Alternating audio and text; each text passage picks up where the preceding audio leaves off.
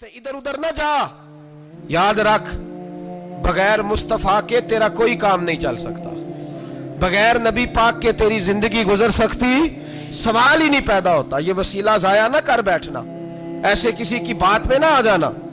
ये ईमान है, ये इकान है, ये लज्जत है, ये हुस्न है, ये सरमाया है। किसी जगह इसमें कोताही ना कर लेना, एक जर्रा बराबर तेरे दिल में नुक्स ना वाक़या हो जाए। याद रखना नेक अमाल भी वसीला है। अल्लाह करे कि हमारे अमल ऐसे हों कि अल्लाह की बारगाह में कबूल किए जाए। अल्लाह करे कि हमारे अमल ऐसे, अमाल का वसीला देना 100% जायज़ है, इसमें कोई गुंजाइश नहीं। हदीस पाक सुनिए, मेरे रसूल पाक सैयद आलम सल्लल्लाहु अलैहि वसल्लम ने फरमाया, बनी इसराइल के 3 लोग थे, नेक आदमी थे। सफर पे जा रहे थे तो बारिश तेज आ गई, सही बुखारी की हदीस है। तेज बारिश आई, एक गार में पनाह ली बारिश से बचने के लिए। अचानक तूफान आया तो एक पत्थर लुढ़क कर गार के मुंह के आगे गिर गया। अंधेरा छा गया, अंदर अंधेरा, तूफान है, परेशानी है। मेरे हबीब पाक अलैहिस्सलाम फरमाते, जब अंधेरा दम घुटने लगा, अंधेरा होने लगा, परेशान होने लगे, एक बोला, कहने लगा, अगर जिंदगी में कोई नेक काम किया है तो उसको याद करके दुआ मांगो, अल्लाह करे हमसे कोई नेक काम हो जाए। जो होते हैं उसमें भी रियाकारी होती है, उसमें भी मिलावट होती है। कोई नेक किया है तो दुआ मांग लो। एक ने हाथ उठाए और दुआ कैसे मांगी, अल्लाहु अकबर। अर्ज करने लगा, है अल्लाह तू जानता है मैंने बकरियां रखी हैं, मैं दूध धो के बेचता हूं, मेरे बेटे भी हैं, बेटियां भी हैं, औलाद भी है, और मेरे पास लोग दूध खरीदने भी आया करते थे, पर अल्लाह मेरे बूढ़े माँ बाप हैं।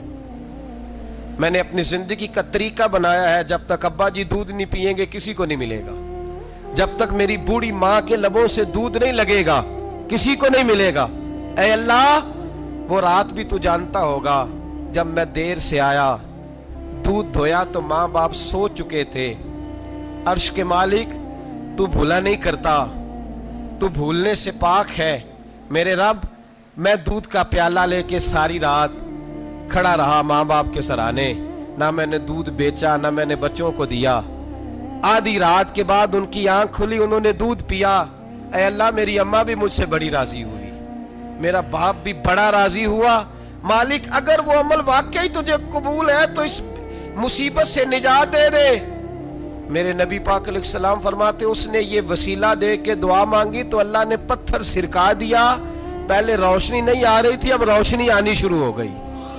पता चला जो जिंदगी में रोशनी चाहता है वो माँ बाप की नौकरी करे, जो जिंदगी में रोशनी चाहता है वो माँ बाप की बुल्ले शाह तो आसमानी उड़दियां फड़ना है, और जड़ा घर बैठा उन्हें फड़िया ही नहीं। इनकी नौकरी करो, रोशनी मिलेगी। दूसरा बोला, उसने कहा, अल्लाह तुझे पता है मैंने कई लोग मजदूरी पे रखे हुए हैं। एक शख्स मजदूरी करता था तो कुछ किलो, कुछ शेर चावल, कुछ चावल उसकी मजदूरी बने। मिसाल देके समझाता हूं, 10,000 के चावल उसकी मजदूरी बन गए। मैंने उसको कहा मजदूरी ले ले, तो वो नाराज होके चला गया नाराज होके। लेकिन ऐ अल्लाह, मैंने उसका माल खाया नहीं, मैंने मजदूर का हक रखा नहीं। ऐ अल्लाह, मैंने 10,000 अलहदा कर दिया, वो चावलों की कीमत मैंने अलहदा कर दी। जब मैं कारोबार करता तो मैंने उसका पैसा इन्वेस्ट कर लिया, फिर उस पैसे से मैं कमाता रहा। एक वक्त आया कि जमाने बीत गए, वो 10,000, 10 लाख या यूं समझ ले 10 करोड़ हो गया। कई गायें, कई ऊंट, कई प्लाट आ गए। ऐ अल्लाह, कई जमाने के बाद वो मजदूर लौटा और कहने लगा, साहब मैं गरीब हो गया हूं, तंगदस्ती आ गई है, बूढ़ा हो गया हूं, वो मेरे पैसे तो दे दें। तुम ऐ अल्लाह, मैं बेईमान नहीं हुआ, एक रत्ती बराबर भी मेरे दिल में मैल नहीं आई। मैंने कहा, ये इतनी दर्जन गायें तेरी, ये ऊंट तेरे, ये प्लाट तेरे। वो कहने लगा, तू मुझसे मजाक करता है, मेरे तो थोड़े से चावल थे, यूं समझ ले 10,000 के, और इतना कुछ।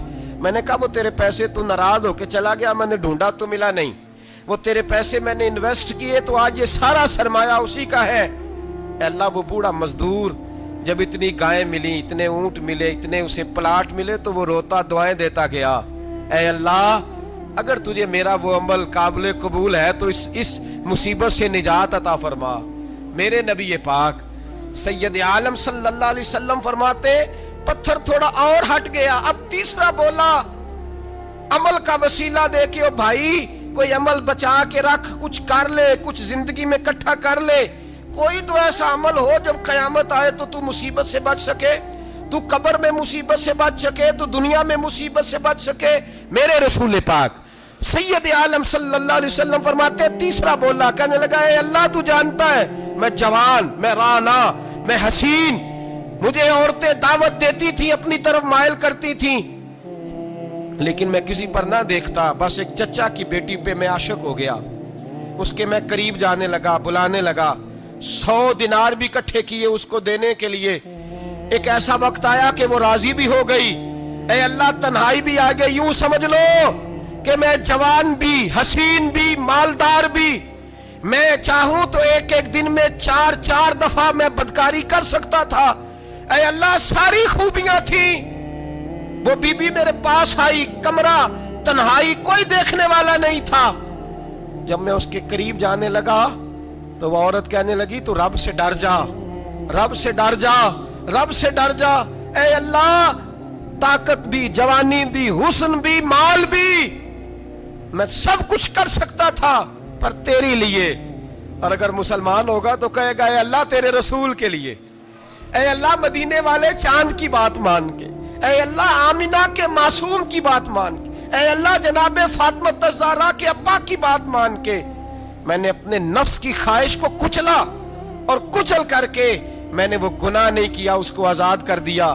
اگر وہ عمل تیری بارگاہ میں قبول ہے تو نجات دے دے. میرے نبی پاک فرماتے ہیں بس دعا ختم ہوئی تو اللہ نے پہاڑ دور پھینک دیا, اللہ نے نجات دے دی. اللہ کرے میری ملت کے جوان کو بھی یہ نیکی نصیب ہو جائے, اللہ کرے ماں باپ کی خدمت کرنے والے بن جائیں, اللہ کرے ہم مزدوروں کا حق دینے والے بن جائیں, اللہ کرے ہم بے ایمانی دھوکے بازی کو چھوڑ دیں. اگر کوئی ایسا عمل ہوگا تو اللہ دنیا میں بھی نجات دے گا مشکلوں سے, قبر میں بھی اللہ نجات عطا فرمائے گا, قیامت میں بھی اللہ. عمل کا وسیلہ دینا رب کی بارگاہ میں جائز ہے. بولیے اللہ کے ناموں کا وسیلہ دینا جائز ہے. کوئی بھی عبادت اگر خلوص کے ساتھ کی جائے, میرے نبی پاک نے فرمایا فرض نماز پڑھ کے تو جو دعا بھی مانگے گا رب تیری قبول فرما لے گا.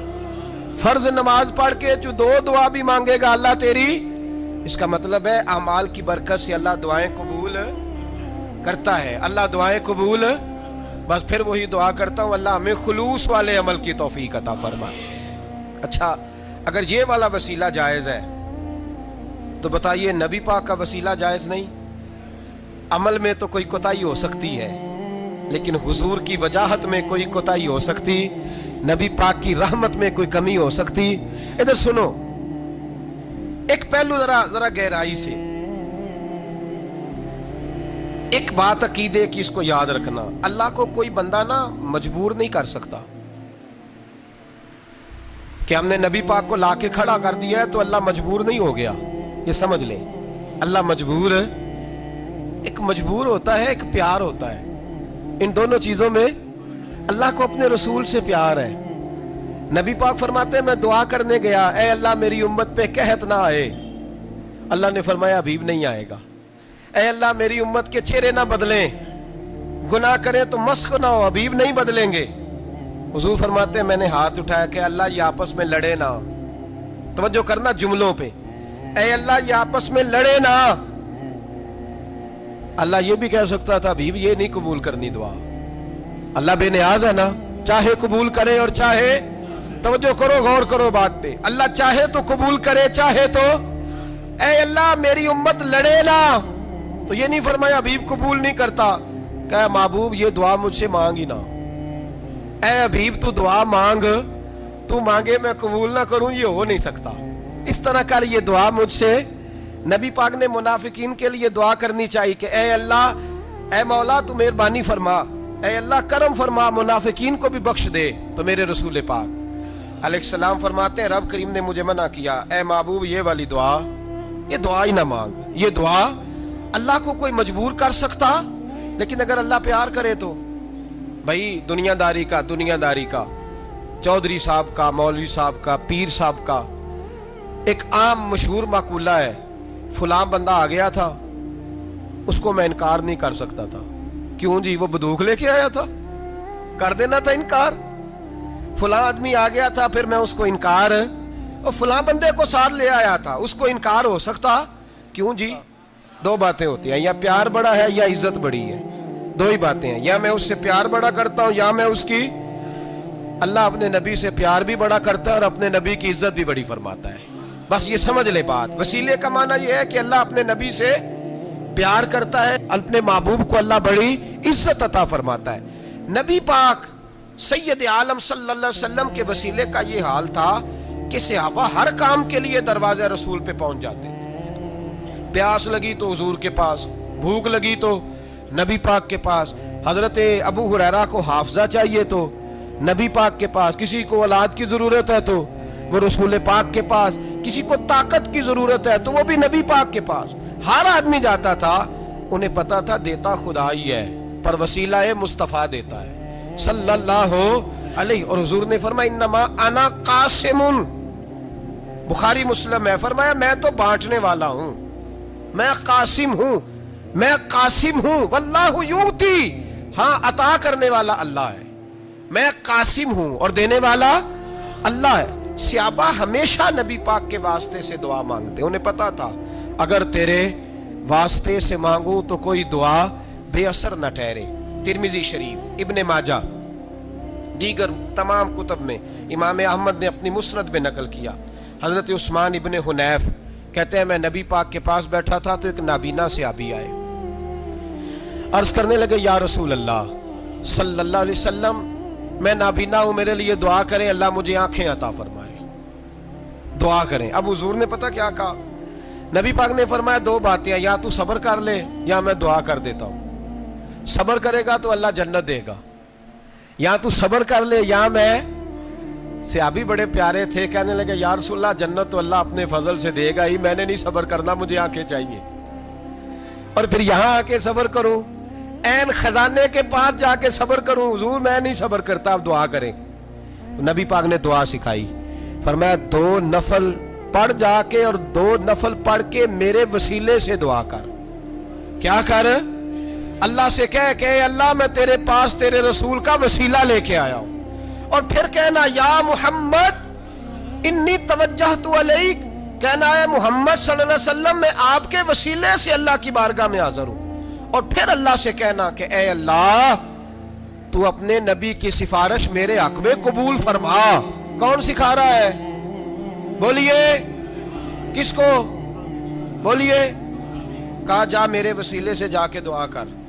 حضرت عثمان کہتے ہیں وہ چلے گئے، دو نفل پڑھے، حضور کے وسیلے سے دعا مانگی۔ فرماتے ہیں وہ چلے گئے پر ہم کوئی نہیں گئے۔ آپ کیوں نہیں گئے؟ تو صحابہ کا نظریہ بتاتا ہے کہ وہ گئے اس لیے نہیں کہ ہم حضور کا معجزہ دیکھ کے ہی جائیں گے، کہتے ہم گئے نہیں۔ تھوڑی دیر گزری تو وہ صحابی جو اندھے گئے تھے جب واپس آئے ہیں تو اللہ نے انہیں آنکھیں عطا فرما دی۔ گئے تھے تو نابینا تھے، آئے تو بینا ہے۔ میرے نبی پاک صلی اللہ علیہ وسلم کا توسل، حضور کا وسیلہ خود حضور نے سکھایا ہے، خود نبی پاک نے، اور صحابہ کرام علیہم رضوان اس مزاج پر پورے عامل تھے، عامل تھے۔ حضرت عمر فاروق صحابہ میں ایک دانشور شخصیت کا نام ہے، علم کے لحاظ سے، عمل کے لحاظ سے، بصیرت کے لحاظ سے، تقوی کے لحاظ سے ایک بڑی انفرادی اور منفرد شخصیت ہے۔ حضرت عمر کے زمانے میں قحط پڑ گیا، بارش نہیں ہوتی، حالات بڑے دگرگوں ہیں، پریشانی ہے۔ لوگ سیدنا فاروق اعظم سے پوچھتے ہیں حضور اب کیا بنے گا؟ جو میں نے پہلے حدیث آپ کی خدمت میں عرض کی وہ ترمذی اور ابن ماجہ سے، اب جو حضرت عمر کی روایت عرض کر رہا ہوں یہ صحیح بخاری میں موجود ہے۔ حضرت عمر فاروق رضی اللہ تعالیٰ عنہ کا زمانہ مبارکہ، قلت آ گئی، قحط آ گیا، بارش شدید ہے، صحابہ پریشان ہے۔ جناب عمر فاروق رضی اللہ تعالیٰ عنہ سے کہتے ہیں حضور کرنا کیا ہے؟ حضرت عمر پہلے تو خاموش رہے، پھر حضور کے چچا جناب عباس کو بلایا، کوئی بات نہیں کی، جناب عباس کا بازو پکڑا اور کھلے میدان میں لے گئے۔ حضرت عمر دعا کرتے ہیں اور پوری امت کو دعا کا طریقہ بتلاتے ہیں۔ حضرت عمر کہتے ہیں اگر قبول کرانی ہے تو یہ طریقہ اختیار کرو، اگر اللہ کی بارگاہ میں دعاؤں کو مستجاب کرانا ہے تو یہ رنگ ہے جو امت مسلمہ کو میں سکھا رہا ہوں۔ حضرت عمر نے جناب سیدنا عباس رضی اللہ تعالیٰ عنہ کو کھڑا کیا سامنے اور دعا فرمائی، اللہم انا نتوسل الیک بنبیک، اے اللہ ہم تیری بارگاہ میں تیرے نبی کے وسیلے سے دعا کرتے ہیں، فتسقینا، ہمیں بارش عطا فرما، ہمیں کس کے وسیلے سے؟ حضور، اور پھر کہا اللہم انا نتوسلک بام نبیک، اے اللہ ہم نے اپنے نبی کے چچا کے وسیلے سے بارش عطا فرما، اے اللہ ہمیں اپنے رسول کے چچا کے وسیلے سے، حضرت عباس کے وسیلے سے بارش دے۔ صحابہ کہتے ہیں جب ہم گئے تھے دعا مانگنے تو خشک سالی تھی، اور جب گھروں کو آ رہے تھے تو ہمارے کپڑے بارش سے بھیگ چکے تھے۔ اللہ نے بارش عطا کس کے وسیلے سے؟ حضرت عباس۔ اچھا یہ بات یہاں قابل غور ہے، حضرت عمر کے وسیلے سے بھی دعا ہو سکتی ہے، دعا سیدنا عمر فاروق کے وسیلے سے بھی، لیکن حضرت عمر رضی اللہ تعالیٰ عنہ نے نبی پاک کے چچا، چونکہ حضرت عباس جب آیا کرتے تھے تو حضور کھڑے ہو کے استقبال فرماتے تھے آپ کو دیکھتا ہوں تو مجھے اپنے والد کی یاد آتی۔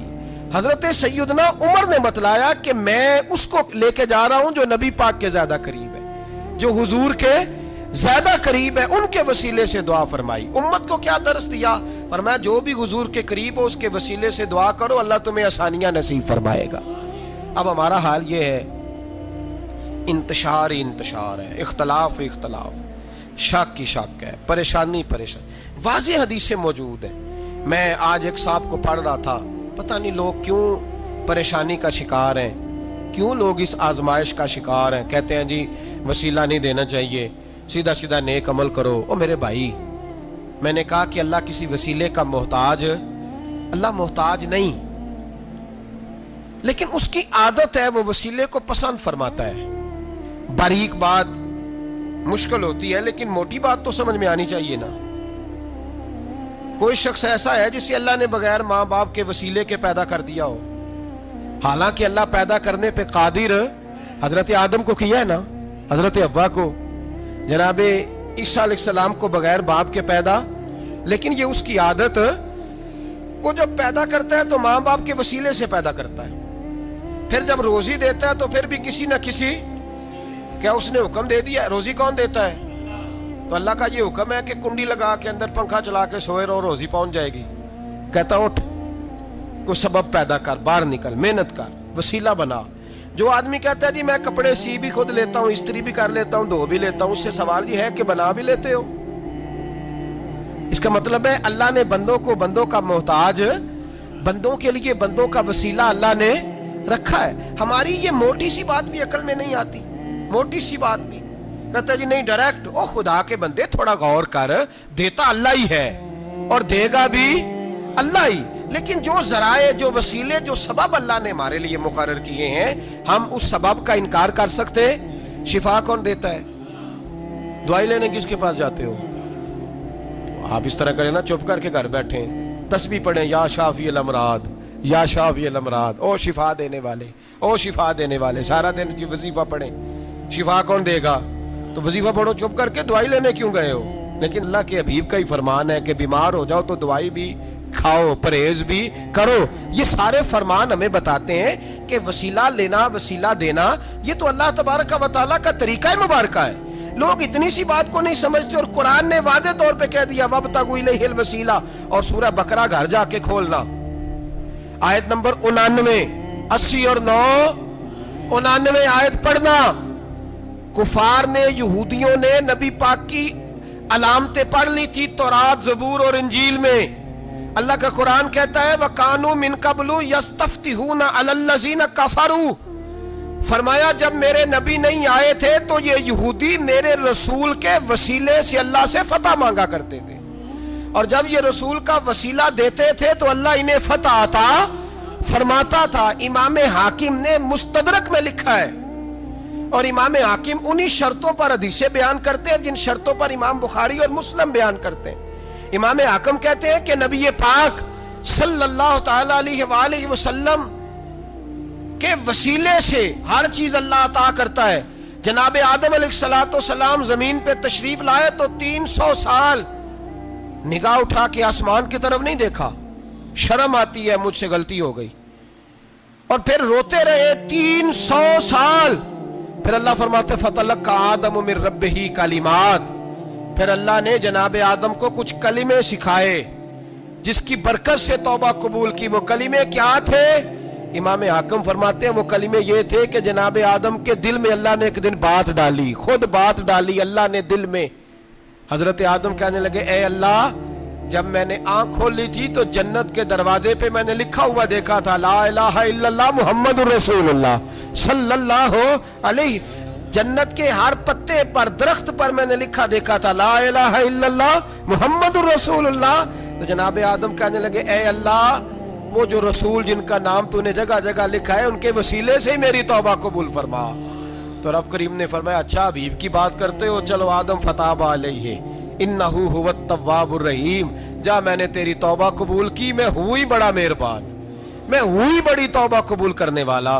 شیخ سعدی فرمایا کرتے تھے اگر تیرے باپ کی توبہ جناب آدم کی توبہ مصطفیٰ کے وسیلے سے قبول ہوتی ہے تو کیوں انکاری ہو گیا ہے، تو کیوں انکاری ہو گیا، کیوں نہیں حضور کا وسیلہ مانگتا؟ میرے نبی پاک سید عالم صلی اللہ تعالی علیہ، لوگ بڑی ڈھٹائی سے انکار کرتے ہیں، بڑی دلیری سے انکار کرتے ہیں۔ او خدا کے بندو، یہ وسیلہ تو بڑا ضروری ہے، یہ وسیلہ تو بڑا قیمتی ہے۔ میرے نبی پاک صلی اللہ تعالی علیہ وآلہ وسلم نے خود یہ وسیلہ سکھایا، صحابہ اس کے قائل تھے۔